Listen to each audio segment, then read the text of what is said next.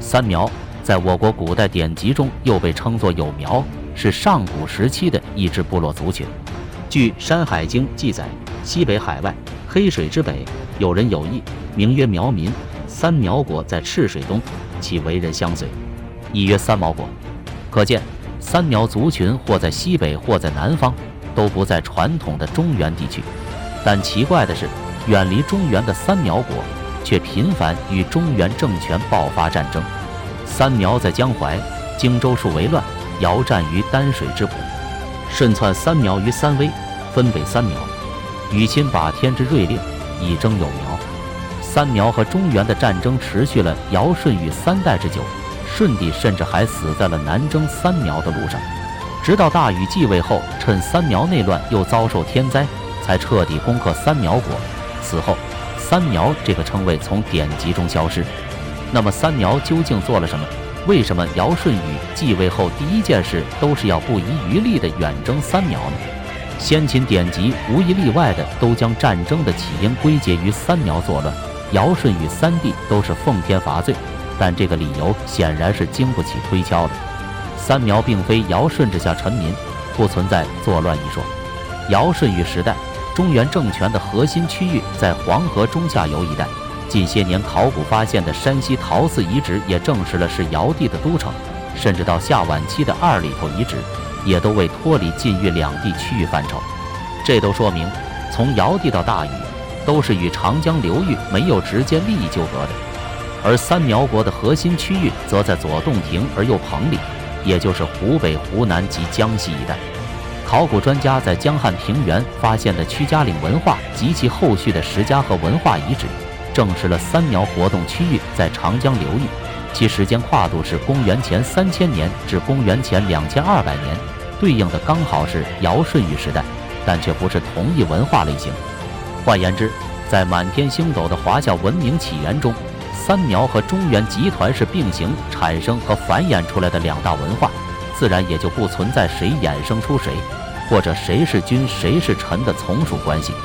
不过，在石家河文化结束后，江汉平原一带出土的陶器突然变成了粗圈足盘、盆形鼎，文化面貌与石家河文化差异明显，但却与夏文化较为接近。很显然，石家河文化是被外来文化直接终结的。结合史书记载，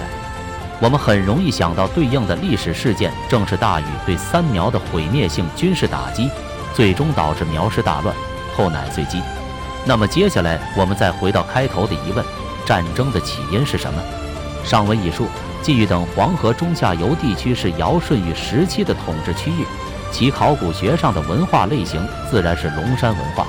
但奇怪的是，以河南南阳为中心的豫西南地区却出现了屈家岭晚期文化占据主流的情况，甚至就连更北的郑州大河村遗址也出土了具有明显屈家岭文化特征的遗存。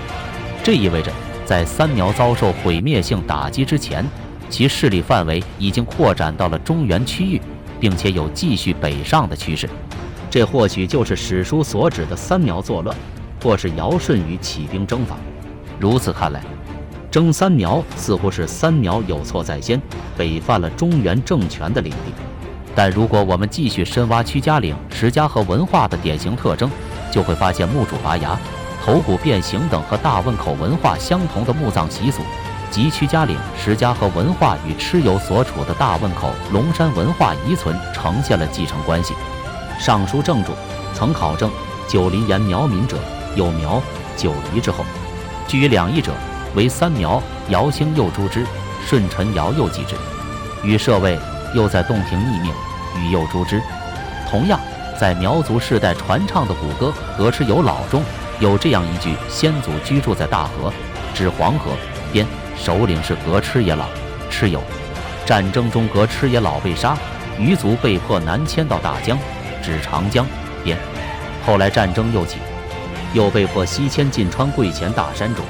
如果我们把这两者串联，就会得出一个清晰的结论：三苗是蚩尤族之后，在蚩尤战败后，三苗南退至长江，经过长时间的繁衍生息，三苗族群再次壮大，并越过长江重返中原。这直接招致了尧舜禹的军事打击。从某种意义上讲，华三苗是炎黄战蚩尤的延续，而原本漫天星斗的新石器时代文化，在不断的战争与融合中，炎黄和蚩尤后裔最终形成了一个统一的族群——华夏族。当代既有不少学者呼吁，将蚩尤与炎帝、黄帝共同确立为中华民族三大始祖。